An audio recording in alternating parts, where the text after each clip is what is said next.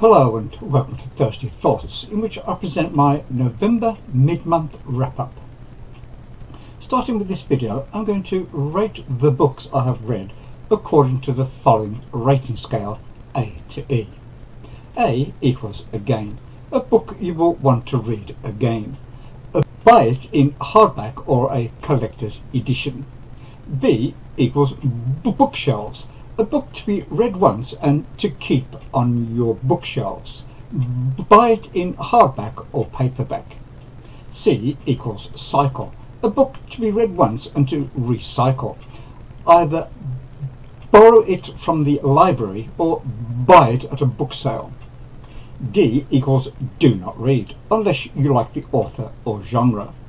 E equals early exit, did not finish it, DNF it.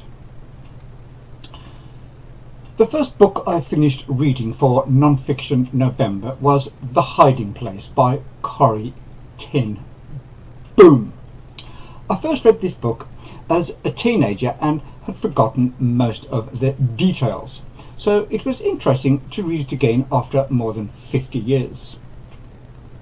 Corrie ten Boom, a middle-aged spinster living with her sister and father in Holland during the occupation of Nazi Germany. They were a family of watchmakers in Haarlem and well respected by friends and neighbours. Not very long after the occupation, when the oppression of their Jewish neighbours began, the ten Booms began offering them support and protection. Within a very short time from their watchmaking shop, Corrie began organising underground movements of Jewish people to safe locations until she finally had a fully fledged underground network of which she was the organiser and leader. Some of the Jewish people who came to her shop for help were too Jewish in appearance and so could not be safely located, and so they became a part of the ten Boom family. Corrie's bedroom was skillfully partitioned to provide a hiding place where they could be secreted in case of inspection by the Nazi occupiers.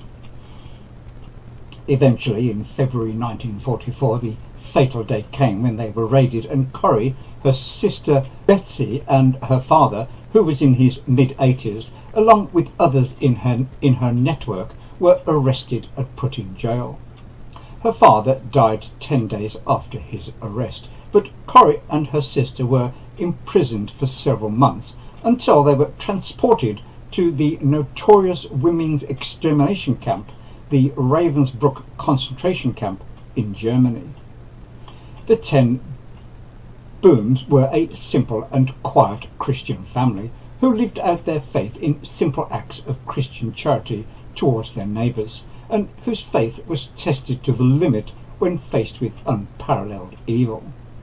The light that shines from this book and from Corrie ten Boom is a testimony to the inner power and strength that she derived from her love of God's Word, and from the conviction that no matter what the circumstances, God's love can be experienced and expressed. Against all the odds, Corrie had been able to smuggle a copy of the Bible into the camp hidden under her clothes, even though all the prisoners were meticulously stripped and searched. Her sister Betsy said that they should give thanks to God for everything. They were together, they had a Bible, etc. And Corrie agreed. But when she said they should give thanks for the fleas and the lice that were plaguing them in their grossly overcrowded barracks, Corrie's mind balked and boggled at the idea. Betsy said, "Thank you for the crowding here. Since we're packed so close, that many more will hear." She looked at me expectantly. "Corrie," she prodded. "Oh, all right. Thank you for the jammed, crammed, stuff-packed, suffocating crowds."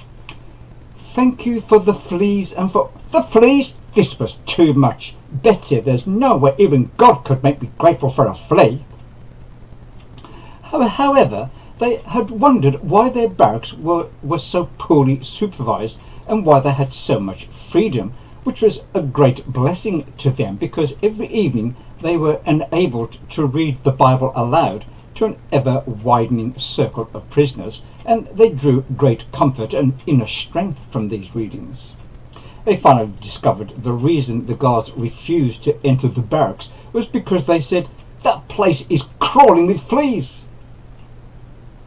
Unfortunately, even though Betsy had a vibrant spirit, enabling her to endure the pitiless circumstances, her constitution could not stand up to the physically harsh conditions, and she died at Ravensbrück along with many others. Corrie survived and was released at the end of 1944, only a few days after her sister died. Inspired by her sister's radiant love of her fellow men and motivated by the desire to share the love of God, Corrie embarked on what became a worldwide ministry to share her experiences and to inspire others to find meaning and purpose even in extreme suffering.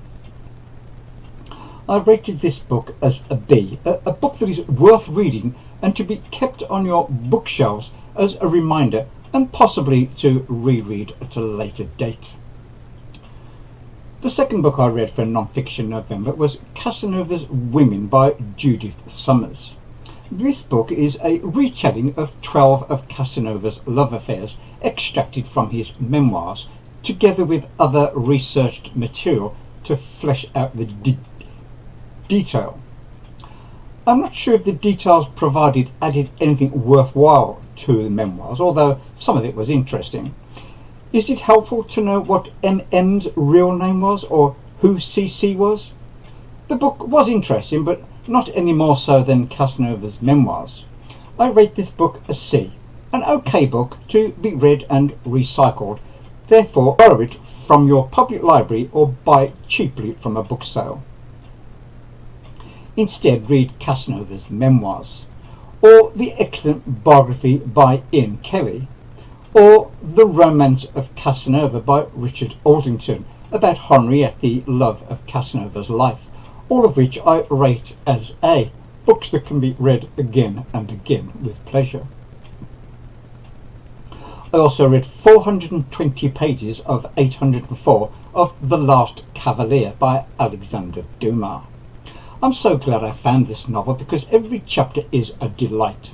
It contains so much interesting and fascinating matter in every chapter and is so utterly delightful that I had to buy a hardback edition, knowing that I would definitely want to read it again. The novel is divided into two halves. The first half deals with Bonaparte in his role as the first consul, and the second half with Napoleon in his role as Emperor of the French. So far I have read the first half and I found it completely absorbing. I rate the first half of this novel as A, one to be read again and to be bought in hardcover. In the remaining days of Non-Fiction November, I plan to read How Far from Austerlitz, Napoleon 1805 to 1815 by Alistair Horn, and Wolf Hall by Hilary Mantel. And now here's a quick recap, and I'll be back on Wednesday with The Sons of William and Matilda, the second episode in the Norman and Plantagenet series.